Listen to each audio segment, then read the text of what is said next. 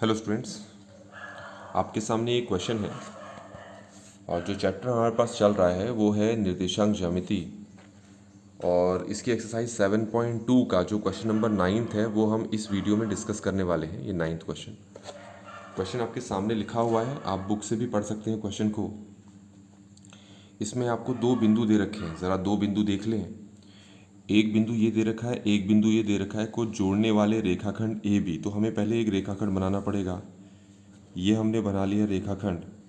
इसमें ये ए है जिसकी निर्देशांक है -2, और हमारे पास ये दूसरा बिंदु है बी जिसकी निर्देशांक है 2, 8। अब अगर क्वेश्चन को पढ़ो तो कहा है कि इसमें इस ए बी को 4 बराबर भागों में बांटा गया है, ठीक है। और जो बिंदु इनको 4 बराबर भागों में बांट रहे हैं उन बिंदुओं के निर्देशांक निकालने हैं। तो अब आपको पता है और क्लास में बताया जा चुका है कि दो बिंदु नहीं होंगे, यहाँ पर कितने हैं, 4 भागों में बांटना है ना। तो ये एक बिंदु ये रहा, दूसरा बिंदु ये रहा, तीसरा बिंदु ये रहा।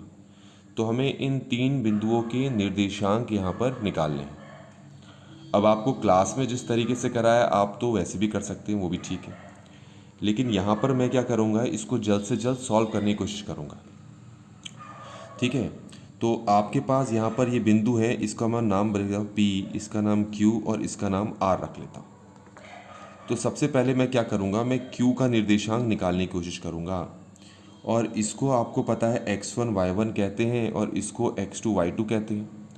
आप चाहे तो विभाजन सूत्र का इस्तेमाल करके भी इनके निर्देशांक निकाल सकते हैं, कोई प्रॉब्लम नहीं है इसमें। अच्छा, मैं कैसे निकालने वाला हूँ, क्लास में आपको बताया था। ये देखो, ये 2 3 4, ये चारों के चारों बराबर लंबाई के हैं। तो अगर ये 1 है तो फिर ये भी क्या होगा, 1। ये 1 है तो फिर ये भी 1 की लंबाई वाला होगा, ये भी 1 की लंबाई वाला होगा, ये भी 1 की लंबाई वाला होगा। तो अब आपको पता है, अगर तुम इस Q के लिए विभाजन सूत्र लगाना चाहते हो तो ये हो जाएगा M और ये क्या हो जाएगा N, ठीक है। लेकिन मैं उससे भी कर सकते हो, कोई प्रॉब्लम नहीं, लेकिन उससे नहीं करवा रहा हूँ मैं ये वाला फॉर्म लगवा रहा हूँ। x = x1 + x2 / 2 और y = y1 + y2 / 2। ये तब लगाते हैं कब, जब कोई बिंदु बाकी दोनों बिंदुओं से बराबर दूरी पे हो, जो कि यहाँ पर है। देखो, Q की दूरी A से और Q की दूरी B से बराबर है, इसलिए मुझे अगर Q के निर्देशांक निकालने हैं तो ये वाला फॉर्मूला लगाना पड़ेगा मुझे।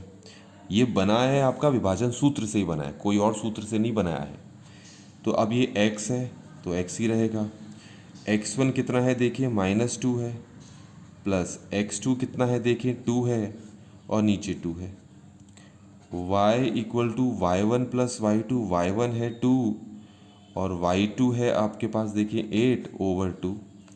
अब इसको हल कर लेते हैं तो आप ज़रा देखें, -2 + 2 कितना हो गया, 0, और नीचे 2 है।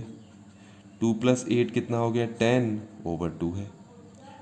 0/2 कितना होता है बच्चों, 0 ही होता है।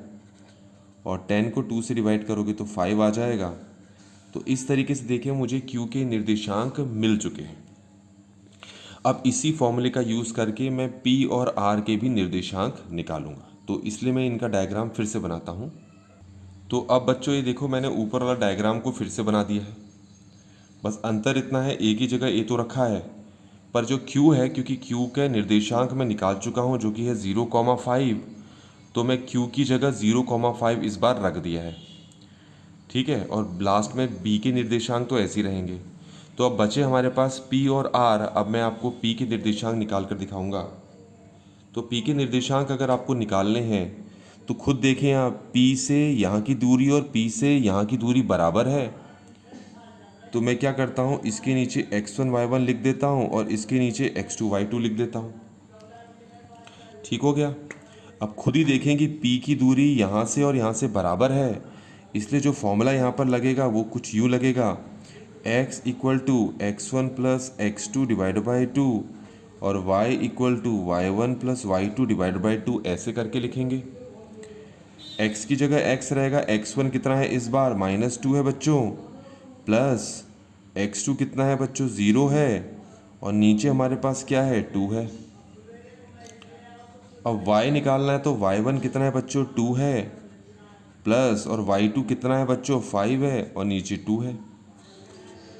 अब x इक्वल टू -2 + 0 तो -2 होता है और नीचे भी 2 है, और 2 + 5 कितना है 7, तो ये 7/2 हो गया। 2 को 2 से डिवाइड करोगे तो बच्चों 1 आएगा और साथ में माइनस है, तो x की वैल्यू हो गई -1 कॉमा y की वैल्यू कितनी है 7/2। तो अब आप देख सकते हैं बच्चों कि हमारे पास ये जो p है इसके भी निर्देशांक मिल गए। तो p के निर्देशांक क्या है, अभी p के निर्देशांक मैंने x y माना था ना, तो x की वैल्यू -1 निकाली और y की वैल्यू निकाली 7/2। तो इस तरीके से मैंने p के निर्देशांक भी निकाल लिए। अब बारी है r के निर्देशांक निकालने की, तो इसके लिए मैं डायग्राम फिर से बनाता हूँ। तो बच्चों ये देखो मैंने दोबारा से ऊपर से डायग्राम को कॉपी कर लिया है ना। इस बार r के निर्देशांक निकालने हैं और p और q के निर्देशांक हम ऊपर निकाल चुके हैं। तो अब अगर हमें r के निर्देशांक निकालने हैं तो पहले तो आप ये देखो r की दूरी q से जितनी है उतनी ही r की दूरी b से भी है। तो ऐसे केस में ये वाला फॉर्म लगेगा जो अभी हमने ऊपर लगाया था, यही फॉर्मूला हम यहाँ पर फिर से लगाएंगे। लेकिन उसके लिए मुझे पहले से कुछ मानना पड़ेगा। वो क्या मानना पड़ेगा कि अगर ये एक्स वाई है, इसको ले लेता हूँ x1 y1 और इसको क्या ले लेता हूँ x2 y2 ले लेता हूँ। तो आप फॉर्मूला लगाते हैं तो x इक्वल होगा x1 + x2 डिवाइड बाई 2 और y इक्वल होगा y1 + y2 डिवाइड बाई 2। अब x इक्वल है x1 कितना है ज़रा देखें, ये है 0 प्लस x2 कितना है देखें 2 है और नीचे 2 है हमारे पास। y इक्वल टू y1 देखें कितना है 5 है और y2 देखें कितना है 8 है और नीचे 2 है। x इक्वल टू 0 में 2 ऐड करेंगे तो बच्चों ये 2 ही आएगा और नीचे भी 2 है। 2 को 2 से भाग करोगे तो कितना आएगा 1 आएगा। 5 को 8 के साथ जोड़ोगे तो ये 13 आ जाएगा, तो ये 13/2 हो गया। तो इस तरीके से r का जो निर्देशांक हमने पहले एक्स वाई लिया था उसमें x की वैल्यू तो हमने 1 निकाल दी है और y की वैल्यू कितनी निकाल दी हमने 13/2। इस तरीके से बच्चों हमने p q r तीनों के ही निर्देशांक यहाँ पर निकाल लिए जो कि इस प्रश्न में पूछा गया था, और ये क्वेश्चन बच्चों यहाँ पर कंप्लीट हो चुका है।